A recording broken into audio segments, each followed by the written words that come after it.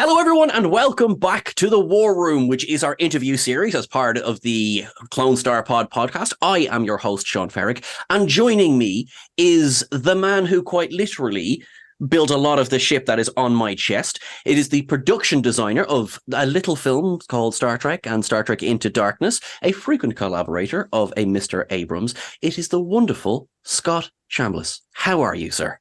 Wow, wonderful, I guess. Thanks. Well, How are you? I am very good. I'm very good. I'm very excited to be talking to you. Oh, But just the first thing is that how are you? How are you getting on? How is life treating you? it's great. I'm happy to be where I am right now and love the career that I have, and I'm grateful for it. So I have no complaints. Oh, I think that's what we can all hope for. We all aspire to. Yeah. So if you have any tips, now would be the time. Then thank you very much. Sure, work hard and don't stop. Cool. Okay, so you heard it here, folks. Work hard and don't stop. So Scott, thank you very much for coming on the You're podcast. welcome. It's been great. Bye. My pleasure. No, I'm really excited to have you here because one thing that we've been super fortunate in some of the people that we've got to speak to, but funnily enough, a lot of the Star Trek and Star Trek Beyond is something that we have still yet to tap into in terms of like getting to hear, kind of what was the mood, what was the atmosphere. Like you were there on Star Trek 2009. Like I want to ask you all about it, but also was it scary? I mean, this was new Trek for the first time in how long? Yeah, I think it was not quite 10 years at that point because the last feature, if I'm correct, you would know. I think it came out in 1999 or 2000, something like that. 2002. And I know because I went with my friend and we both sat there and went, so that just happened. Uh, Ah, oh dear. Don't tell Patrick Stewart. That would be heartbreaking. I loved it. It was wonderful. It was great. And it gave us Tom Hardy. So there we go.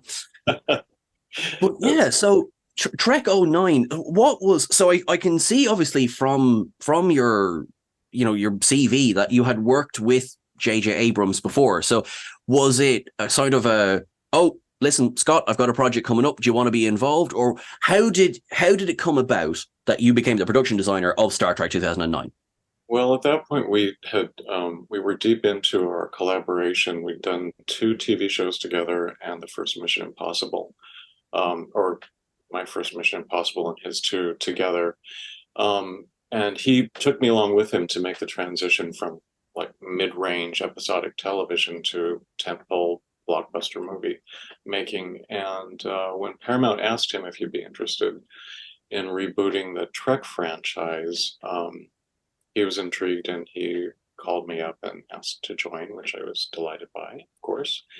And we were both a little bit concerned about it, and primarily, I think because JJ was a big Star Wars fan, Hmm. but he had never really connected with the Star Trek material, and at first that was a little unnerving to him until he realized, wait a minute, that's probably my way in.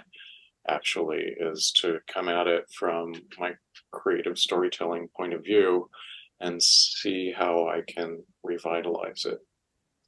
Um, and I was excited to join him on that. Also, a little concerned because up until that point, I'd never really paid much attention to science fiction as a genre, let alone, been a Trek fan or anything like that. Um, and I was also concerned at that point in his creative life. I was afraid that he was going to want to get all badass on it and turn it into something that was, dark and muscular. And he proved what a king of tension he was on the Mission Impossible movie. I thought, Children of Men had come out fairly recently. I just had in the back of my mind, oh God, please don't go down that path. And I didn't have any reason other than thinking that throwing a post-apocalyptic kind of dark view of the world on top of Star Trek might make him look or feel badass, but I didn't think it was appropriate for the material itself. And fortunately, our very first creative conversation, he said what was most important to him was to go back to the original canon, the first series on television, and use Roddenberry's intentions for that show as the foundation of our first movie. And he wanted to be really clear that he had no interest in making fun of the first show or camping it up or anything like that. He wanted to build a really strong foundation with really great, strong characters, reintroduce them to the world younger than they were in the series, and see where we could get with that. And embracing the optimism, embracing the social consciousness of that first series, and of course that was music to my ears. And we both really quickly felt that all those thoughts or rules actually would needed to apply to the design of the movie as well. And there was never a conversation about changing in a fundamental way the design of the Enterprise. We wanted to honor that, pay tribute to it, but freshen it up a little bit along, guidelines that we would come to develop over the creative process. And same with the interior, the bridge in particular. And for me, and I think for him as well, the bridge itself was going to be the challenge because of, iconic television environments. The bridge of Star Trek is high up on that list. And it was by far the hardest thing for us to tackle together. And it was the one that took the most stabs at it to get it to the place that we felt it was going to be okay. Ooh, if you had to put a number on it, how many different variations of the bridge until we got the one that was in the film? We had 3 very different ones. The first one, Ryan Church and I worked on together endlessly, and we thought we were being really cool. We were turning it into something that was, actually, I should back up. In getting to the place where we could start designing and illustrating these sets for the show, it occurred to me that if I was going to take the material seriously, I wanted to look at what was going on in technology and industrial design in the period that show came out. And that led me into a few different places, to the architecture of Eero Saarinen. He was big future thinking architect at that point. And also the industrial and fashion design of Pierre Cardin, who was doing crazy great things, and not just clothing, which everybody remembers him for, but furniture and housewares. And he did a few prototypical, just little experiments into vehicle design that not many people have seen.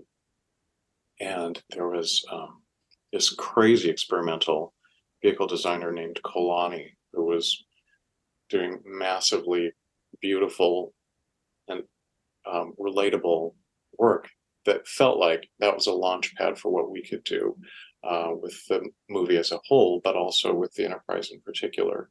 So with those things in mind, our first stab at the bridge felt like the view screen was like an old Cinerama movie screen, big, wide aspect. And we were going to mess with the layout of where all the different workstations and the captain's chairs were, and started doing all of these things, still keeping a sense of what the elements were, but kind of mixing them up. And we did, I would say, a dozen or maybe 20 different passes along those lines. It just kept feeling like a nightclub lounge, and Right. we weren't that we weren't that happy with it. It was fun to do, but it was like, I don't think we have the essence right here. And JJ looked at it and went, "Yeah, groovy. No, go back.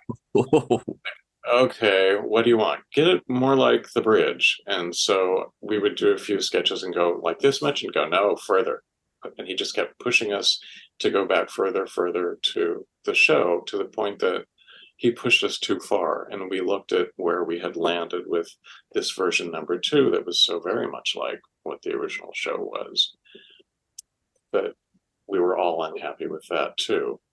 But looking at the two, I felt I knew what the next step would be, and I tried to explain it to him without having any drawings yet. He was like, I don't get what you're saying, but I trust you. Go for it and show me when you get there. And Ryan and I got together and had conversations and started playing with things. And we kind of took our favorite parts of the lounge act version and took the substantial footprint of what the original TV show was, changed the nature of the space. It went from being, essentially a circle on the TV show to a big oval.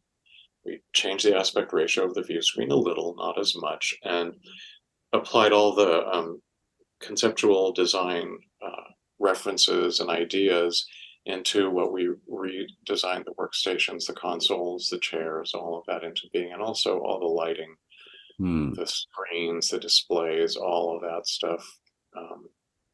All of that came in that third pass. And so very excitedly, I had some illustrations from Ryan. I had some drawings from our set designers of the ground plan, had a paper model of the whole thing, very detailed, for JJ to come in and look at it. We were all very excited. The whole art department was like, this is it, this is it, this is the one.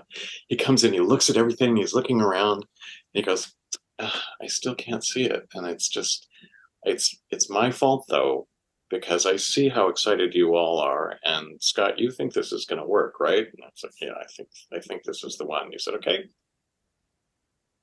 I can't wait to see it. I hope you're right. Go for it. And we did. And there were a few, show and tell situations to go for him and for our producers and the DP and all that. We set up a mock-up of it, very bare bones, on one of the stages so he could see the actual physical space and walk on it to a certain degree. And that was reassuring to everybody, and we went for it. And then, who was it? Sarah Vowell. And when the thing came out, right? This is my favorite thing. Sarah Vowell was one of my favorite writers in that period. Do you know who she is? I'm not familiar with the name. No. She's kind of esoteric in literature. She writes really odd, wonderful pieces that are social commentary and history and great humor, all wrapped into whatever topic she's talking about. And she was a constant writer. I think she was in the New Yorker magazine, and she had an editorial piece in the New York Times where she was talking about JJ and Star Trek. And she's the first one who said, oh yeah, the new bridge looks like an Apple store. Like, She coined that, did she? You are perhaps a little correct. But, that I have I have definitely heard the Apple Store comparisons, and I mean, I see it. I'm not gonna lie to you, I see it. But I think the thing that struck a lot of us, I mean, I remember sitting there in the cinema that first day. I didn't realize how much I really dug the lighting. I liked how bright it was and how much we could see everything, because particularly in the previous couple of films, now it's not as dark as it has gone since as well, but we went from, that Enterprise D that was completely brightly lit, to the Enterprise E, which was your kind of more standard movie set. Things were that little bit darker. It was that little bit, things were, they were defined by their shadows. And then suddenly we were sitting there and we needed shades in the cinema, and it was brilliant. And it really, that in an aesthetic way, I know it's not like it's a carbon copy of the original set by any means, but it was like, oh, I see they're going for bright. They're going for upbeat here. And that really comes across in the look and design and feel of the bridge. That's nice. How did you feel about all the bulbs that were pointing right in the camera and creating the lens flares? Did that irritate you? It actually didn't, right? And that was a funny one, because I know it's become something of a running joke, like count the lens flares. I think there is actually a drinking game going, take a shot every time there's a lens flare, which I haven't been brave enough to play it. But yeah, I honestly now, and people might think I'm joking, I didn't notice on first watch. Now I've seen the two films once or twice. But so yes, now of course I can see them, but it's become part of the fun. But honestly, sitting there in the cinema the first time, I can't say it stuck out in such a way that it was just like, why is there so many lens flare? Because the design worked in the way Yeah. that it did. Um, and I know there will be corners of the internet that will be like, never put lights on a set again. And it was like, no, I mean, I thought it, so obviously that was a very deliberate decision. What was the conversation that went into, right, I need you to put all these lights on this set, so I want it to do this in the camera? Was there a moment of, JJ, you're insane?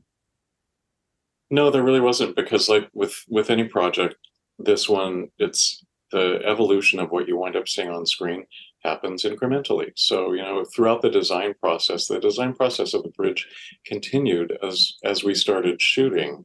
It was the DP who came up with the idea of putting, literally, can't remember which instrument it was, but we have these rows of lights that are above the display screens and between some of the upper layers that point literally right into the camera, which are the sources of all the lens flares.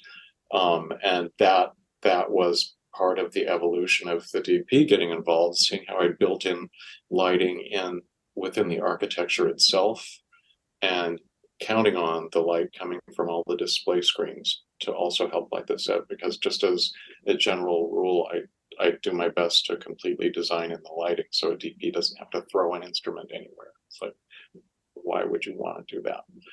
But as he saw all that going on, and he and JJ were having their own conversations about what the shooting style was going to be, they started talking about creating a few lens flares. And he requested at just the right time, Dan Mendel, great DP. We installed these throughout the set, and it was fun. They did the trick. They certainly created some lens flares, but not enough for JJ. So Dan would literally be standing with a big flashlight, industrial, in his hand. JJ would cue him when he wanted him to like sweep across the lens, because it wasn't happening in the set. It's very funny. That is, and I can only imagine, if we, a bird's eye view of that, what that must look like when you've got everyone sitting there, full costume, full makeup, everything, and they're being dead serious and everything. And there's just, kind of, there's Dan just like shining a flashlight in everyone. It's like, so it Yeah. reminds me of, did you ever do this where you turn off all the lights and you have a flashlight and you shake it from side to side and it's a cheap homemade strobe effect? Yeah, It makes me sure. think of that straight away. Sure. Except everything was brightly lit, so it was a different thing. Well, Yeah. For the rest of the designs, like going through the rest of the ship, because obviously, when you have any Star Trek project, you have those who are there for the speeches, those who are there for the ships. I would be, well, I'm in both camps, but definitely I'm there for the ships. In terms of, because I know you said you obviously stuck very close to the original design, but what kind of leeway did you have to design? Like, obviously we've discussed the bridge, but when it comes to the rest of the ship as well, and there's a specific question about one set I must ask, but where did you kind of start from? Did you start from the Matt Jeffries interior designs, or did you say, look, we'll do the ship in, from the bridge down? It was from the bridge. We had to get what the language of the bridge was, and plus the exterior of the ship, which are the same language. That became our vocabulary for everything else that was related to the ship itself, and also everything Starfleet. So that was the source of our visual vocabulary. The engineering set, which I love all of the different engineering sets and all the different Star Treks. This is practical. This looks like an actual. This looks. I mean, obviously we know that it was filmed in a factory, but like this looks like, yes, this is what it actually would take to keep the ship going. Likewise, now, what was there ever a kind of a, well, we need to do the big vertical warp core thing that they all have, or was it, no, it needs to look like a factory, it needs to look like it works? It started with being another big stage set where we did have the big warp core, and I can't remember who the illustrator was I was working with on that one. It might have been Ryan again, but I have a feeling it wasn't. We developed a complete stage full of the engineering section with all of its different walkways, determining which parts were going to be built, which were going to be CG added in. And a couple of things became really clear. Number one, it would be rather limiting to take that approach. It meant that we would only have so much real set to work with in what was meant to be big, huge scale dynamic action. And we'd have to cheat it, turn it into partial green screen stage work. Or, and we also, it was, the scale of that set wasn't affordable within the budget that we were trying to stay to.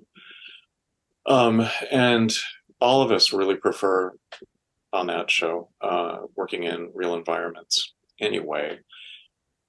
Hard thing is, how do you find an engineering section of a spaceship in reality in any sort of venue?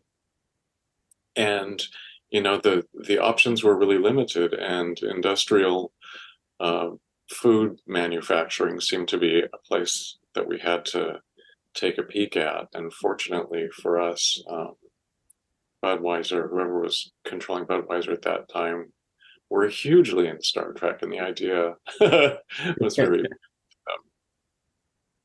That's actually, it's because I remember, I think relatively close after, I remember hearing, so wait, that was a Budweiser factory? I need to visit some more Budweiser factories. That looked really nice.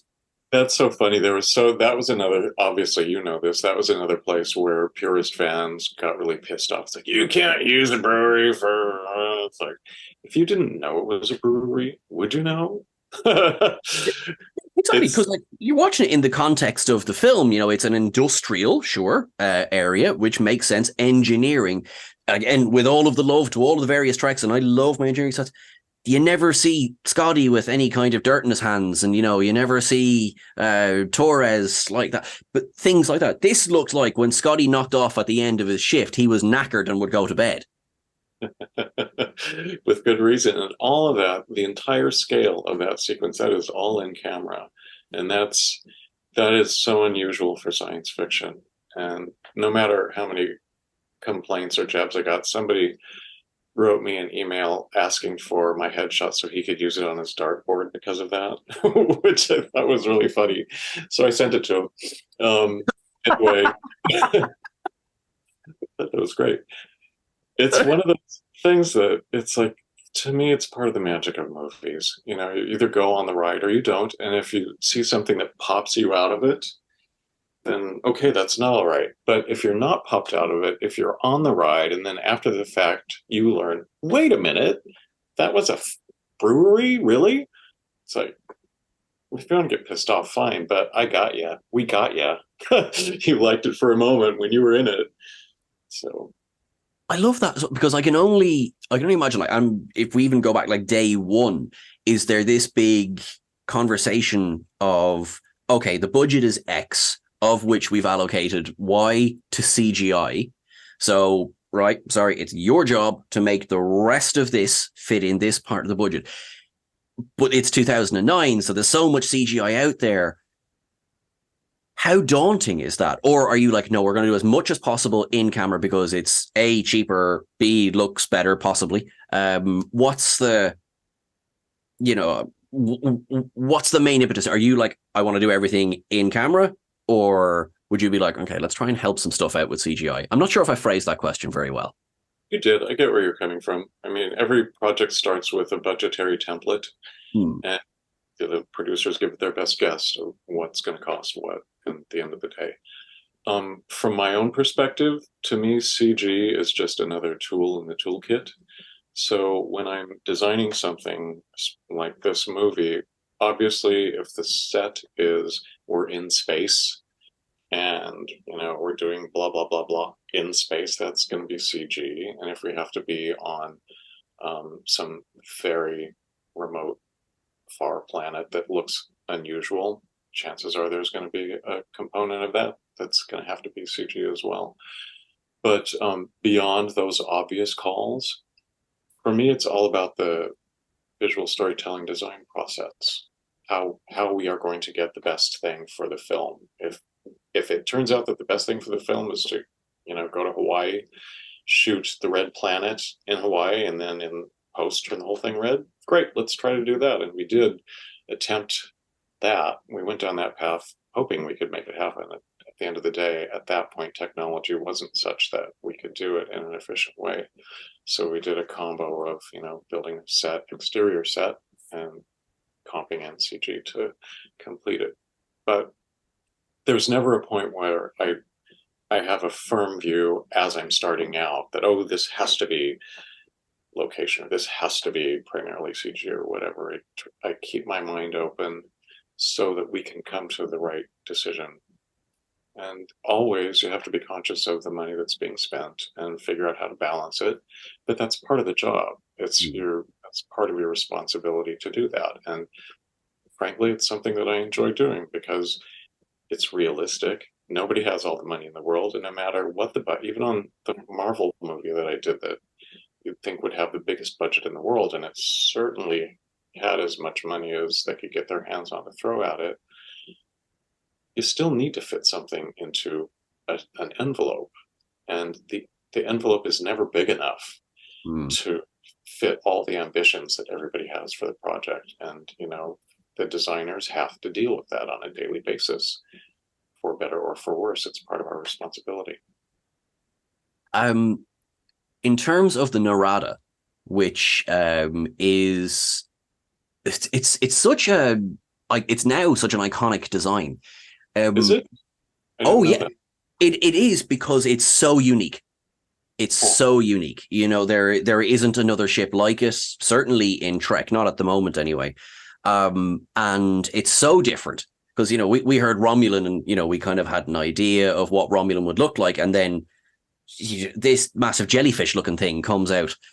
What was the process there? And particularly the interior as well. Because that is one of the most unique designs I think we've seen in a long time. Yeah, isn't that great? That was James Klein. He was one of my other primary illustrator collaborators on that, and that was his baby. We had so much fun developing that because it's so abstract. I always start a project, a big design project like that, with very carefully curated collection of reference imagery. By the time I'm ready to start something like that with an illustrator, I've spent a month and a half or 2 months just assembling my own thoughts, creating a language or the foundation of a visual language for something, and culling it down to its essence. So when I bring in an illustrator to start talking about this, much like when JJ talks with me from a director's point of view, I've got fundamental aspects, fundamental qualities that I want to get into the design of this thing. The story, the tone, the visual characteristics, the style, all of that is part of this little library of imagery that I share with the illustrator. And none of them are of spaceships. There wasn't a single photograph of a fish or a shrimp or anything like that. But there were some really dynamic graphics, just like 2D graphics that were aggressive and jagged, and there were all sorts of different things that had the visual and storytelling qualities that we were looking for that ship. And we were talking about, something as basic as, okay, what's scary anymore? What are you frightened by? And I mean, how can you make something like a ship frightening? What's left to do with that? And we wrestled with that for quite a bit. And there was, I can't remember what the order of it was. There was one point where we were just talking about all the tropes of, okay, buzzsaws, razor blades, knives, blah, blah, blah, blah, blah, blah, blah. And he started talking about something having kind of an organic component to it as well, that part of the ship's movement had an organic feel to it. And the combination of all of these things, James said, okay, I've got a couple ideas. Let me try a few. And he did. And in I would say the first couple of passes of what this thing might be, he'd incorporated these are the two details I remember most. He incorporated the organic nature of this weird ship. This is such a, I'm thinking of all the other ingredients that went into designing this that I have to share with you later, that has to do with the different natures of the different creatures in this story. Anyway, underwater organic stuff, things, creatures. Plus, I had a moment in the peak of our conversation of this. I was in the kitchen making dinner for myself with this big kitchen knife going, what is scary? What is scary? What is scary? Yeah, knives are scary. And I was like looking at the knife, but it's not really scary. And I was looking at this was like a big ass knife. And I was looking at the point of the knife and goes, yeah. I was like, I thought, okay, how about this? Is this scary? And I took the point of the knife and started bringing it toward my eye and just kept getting as close as I could and thought, this is really stupid. Don't do this. It was okay. I'm scared of that now. And there, James's underwater dream, that's where that ship exterior started. That is because you're right. Like, please don't point knives at your eyes. But you're right. It is scary, you know. And that they had to enter that ship, you would have to go into this like world of razor blades poised to slice you. That was a little scary. Because you do get that, there is that razor wire effect. You're kind of like, if, as you said, if you kind of fall into the maw of this thing, you're not getting out again. And for the two ships that do go into the maw of that thing, that is absolutely true. Neither of them do get out again. But I remember it's funny as well because are you familiar with Eagle Moss? That they made all of the models. They made this Enterprise. The one model they said from the beginning, it's like, we can't do it, it's too complicated, is the Narada. They said they couldn't do it. Now Hot Wheels managed it, but yes, Eagle Moss did say that I think that one's a bit beyond us. And how was the Hot Wheels version? Did you like it? It's grand. I think I prefer the one on screen. Slightly different budgets, but yeah, it really worked. Before we even move on to Star Trek Into Darkness, once the film hit theaters, and you know, at this point you're sitting there and you're waiting for the reaction. How did it feel then when all of the feedback, now whatever good, positive, or anything else, how does that feel for you, knowing that you've got this iconic franchise, you've got a new take on it, and you've got Trekkies who, like myself, we very rarely have opinions on anything. How does that feel? Was there, you know, kind of like, oh God, I want to switch off the internet for 6 weeks, or how was that? No, I don't get too involved in responses to the work itself. It's once it's out there, we've done our job. It's like, okay, chips are going to fall wherever they do. And truth be told, I would say that half of the projects I do, I don't like the outcomes of them myself. But my standards for what I do are pretty high, and I often don't seem to meet them for myself. But for Star Trek, that first one, to me it was a little bit of a miracle, because at any point it could have gone off the rails. And that story didn't have an ending for much of our shooting. It took I would say the last third of our shooting process that JJ and Alex and Bob figured out how they were going to resolve the story. And they've been really tortured by it for a long time. That movie had so many different scripts. The initial script that I read bears almost no resemblance to what was on the screen at the end of the day, which also is not terribly unusual. But that it worked to the degree that it did, and it started to bring attention to the actors who were playing the key roles in there, that we all felt really proud of that. For yourself and for departments like yours, you know, when you're, and as you say, I know it's not unusual in Hollywood, but when you start a project and there's no finished script, you know, what's the sense there of like, do we figure it out as we go, or in a macro way, like, but you know, kind of, I'm trying to, once the cameras start rolling, do you still then find yourself, we've got to, like they've just now written a new ending that's set on X place, we need to build that? Or would that be more or less locked down? Would they then write the ending around the sets they already have? If that makes sense. No, that's not the timeline of putting something like this together. It takes from the moment I'm hired to the moment we wrap shooting, typically on a project like this, is over a year. So we'll start designing what are the first sets for environments, locations that are going to go in front of the camera first. And maybe I have 3 to 6 months lead time to develop it. I think I had 5 or 6 months on this Trek movie because we were starting from scratch to figure all of this stuff out. But by the time the cameras first start rolling, those are just our first designs out of the gate. And we continue designing and building or grabbing locations, whatever, throughout the entire process of shooting.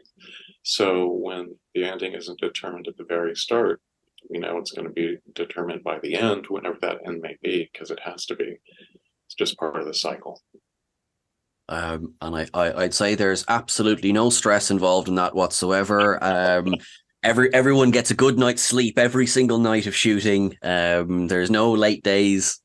It's part of the fun. I mean, that's the creative process, and that's part of the excitement, especially when the collaborators are working well together and they trust each other. And that's one of the things I will always be grateful for in my years working with JJ and his teams.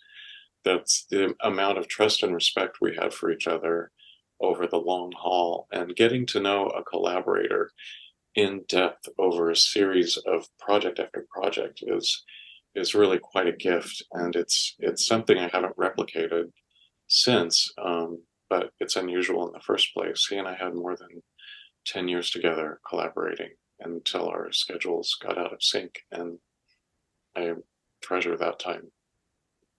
It's fascinating that you describe it that way.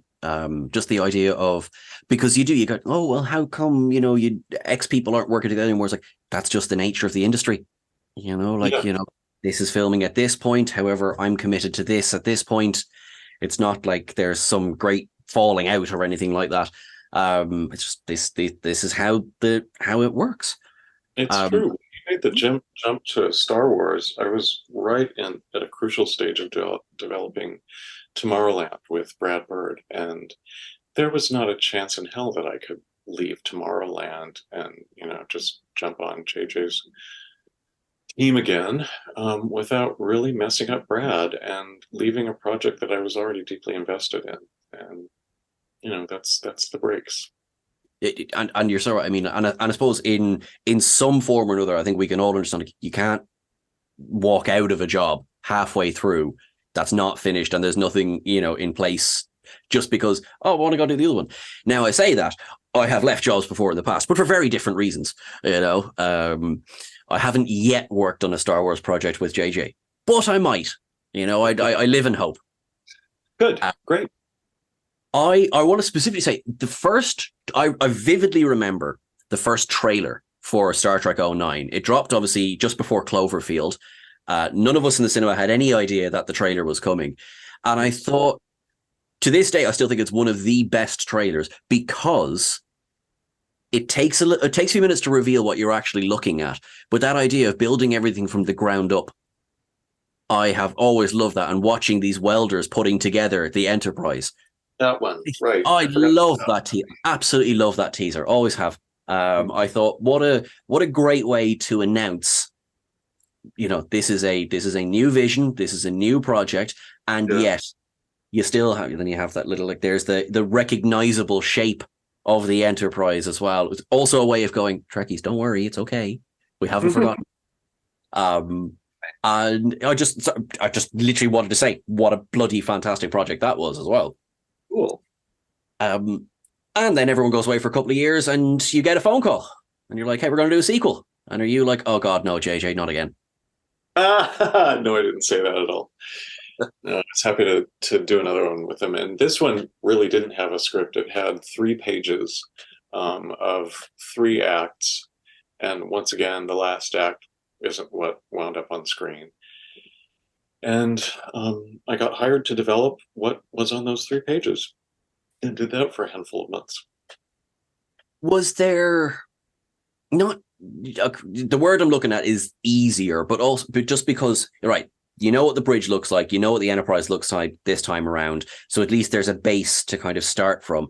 Was there more of a okay, we can sit in the captain's chair and go, right, we can now start designing what would become the Vengeance, what would become the Klingon ships, for example, or is that wonderful feeling of mild panic always present?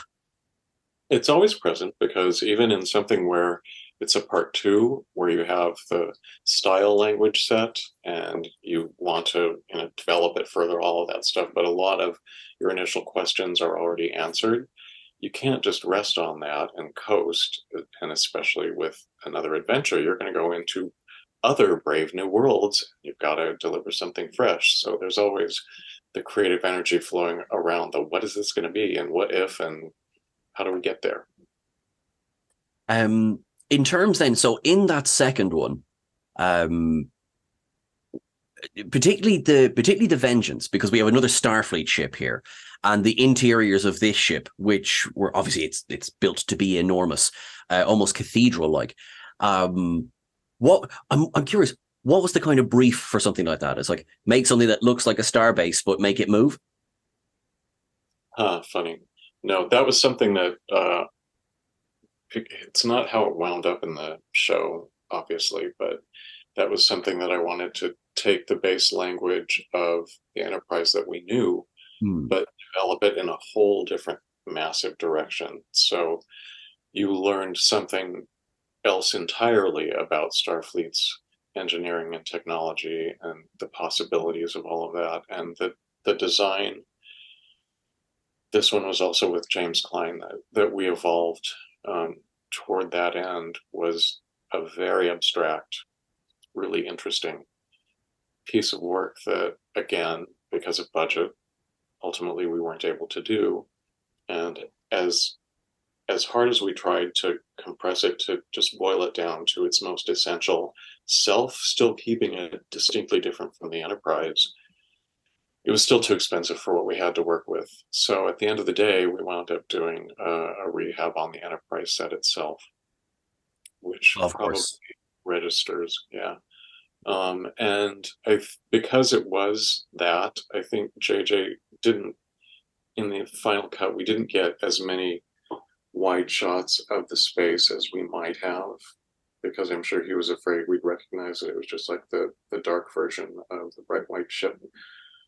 But we did structurally alter it enough so that it had very different characteristics. And I think he could have gotten more visual mileage out of it than he chose to, but he was concentrating so much on the acting that at the end of the day, it didn't really matter. I do get that, and to be fair, there's some bloody good performances in that film. So I mean, it does show. It's funny as well about about sort of reusing the idea of the Enterprise bridge. If you look back to Wrath of Khan, it's just the same set, and they just switch the lights out. And fair play, it looks great for it. So it does work. And I have to say, I loved the. It seemed. It still does seem quite revolutionary. The dig out in the saucer section, that the bridge itself is its own kind of more like the command center we think of the bridge as. And one thing I can think that was only borrowed for Star Trek Discovery. How about that? I presume you get royalty checks for that all the time? Certainly not. And you know what? Honestly, I haven't kept up with any of that. And when I recently saw a couple images of what's happening with the new series and how influenced it still is by these 2 movies, I was kind of amazed by that. I didn't expect it. That is particularly in the first season, like absolutely no word of a joke. Plenty of lens flares, but you could tell that they are going for at least an aesthetic continuance. And hey, worked for me again. Trekkies never have opinions. But across the 2 projects, it being the first Star Trek, what what were your learnings then as someone who has worked on so many different types of genres? This is now sci-fi. This is sort of what did you come away with from that perhaps you've now used going forward in your career as well?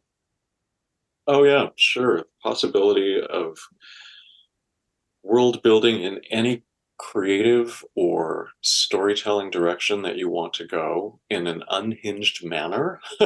Just, as you start asking what if, the fewer restraints that you put on yourself, the better.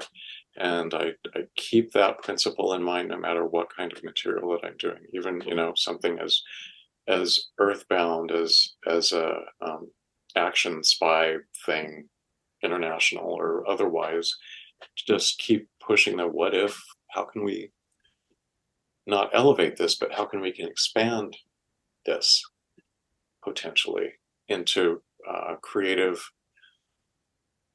storytelling methods that we're not so completely familiar with already. That's a big challenge in any genre, whether it's sci-fi, action, adventure, whatever. It seems like everything's been done and everything has been CG'd and done. And say breathing life into a project is so important, and it's one of the vital responsibilities for designers, not just production designers, but costume designers, prop designers, all of it. It is it's one of the most, like, if you see any cell of any moment of these films, you know straight away you're looking at Star Trek or Star Trek Into Darkness. So it completely carved its own aesthetic. It carved its own view, and it feels kind of nice to come back to now every now and then. Because obviously, what are we now? We're a few years on since they've been released, I should say. Was there, because obviously, as we've talked about scheduling, so did you then pick up on, so I know you didn't work on Star Trek Beyond, but did you then, how did that feel to say, like, was it okay to kind of let my baby go and do whatever you want with it? Or was there a moment of, I hate every cell of this film and it's awful and I want you to fail? Oh, that's funny. Do you know the backstory of that's of that I film in particular? I know bits and pieces, we shall say. So I was actually hired to do the third film.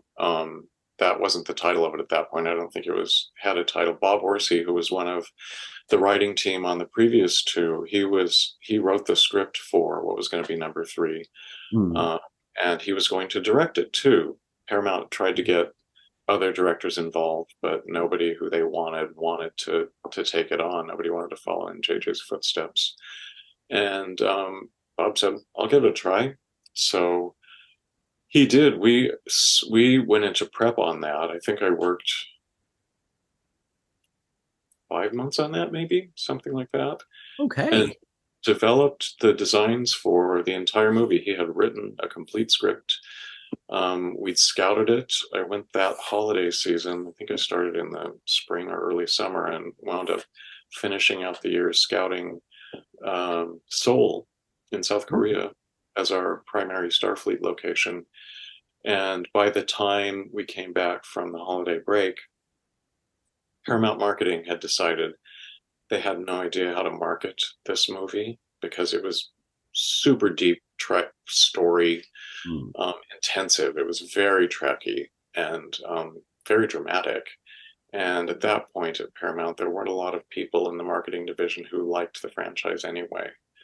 And so they wouldn't put their rubber stamp go ahead on that, which made all the big shots at Paramount go, "What? What do you mean?" And they took a look at the script and went, oh, "If you can't market this, we can't release this." And they fired Bob. They jettisoned the script, and they didn't change the prep schedule. However, they still demanded having a movie to release on the same date because they were going to lose their rights to have Star Trek features if they didn't make a certain date at that point. So what happened was the line producer stayed on, new director came in, new team got involved. And they put together very quickly this story. I think Simon Pegg, Yeah. actor. I think he was one of the writers of the script, and that's what turned into the movie that was released, Star Trek Beyond. I actually didn't know, and in my research, I'm surprised I didn't come across that. That is so. I shall amend my notes. So sorry, you did absolutely work on all three of those Star Trek films. My apologies. It's yeah, I've got the hook. Every once in a while, somebody who's interested wants to see what that script was and what the design looked like. And I have to say, it's one of the designs that I'm so sorry we weren't able to bring to the screen, because it was good and it was the next step in visual storytelling from the previous two treks that I had done. And in fact, in the number three, I was finally able to do the big ship that I couldn't do for number two. Yeah. There in the way that I wanted it to be manifested. But the bigger question of that, it's like you look at whether it's Star Trek movies or science fiction in general of these last couple of decades, everybody involved is looking at the same things online. Every new technological development, we're all seeing it at the same time. Every great new series of photographs or whatever's going on in architecture, or whatever the world news is, we all ingest it. And what I've seen over and over again is when we're doing the same kinds of tentpole movies, we're taking the same information, interpreting it in the way that we feel is appropriate for the story that we're telling. And there's this sameness, this visual storytelling sameness that pervades the films that we've been doing. And I think that's only going to be magnified like crazy with AI being a large part of the conceptualization process now. You're going to recognize all of that just as easily as you can recognize all of the other sameness that we've been seeing.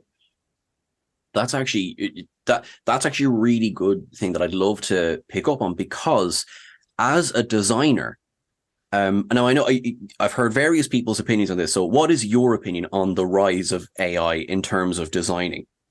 It's a great tool. It's really handy, and it streamlines, just from my own perspective, it streamlines my initial process tremendously.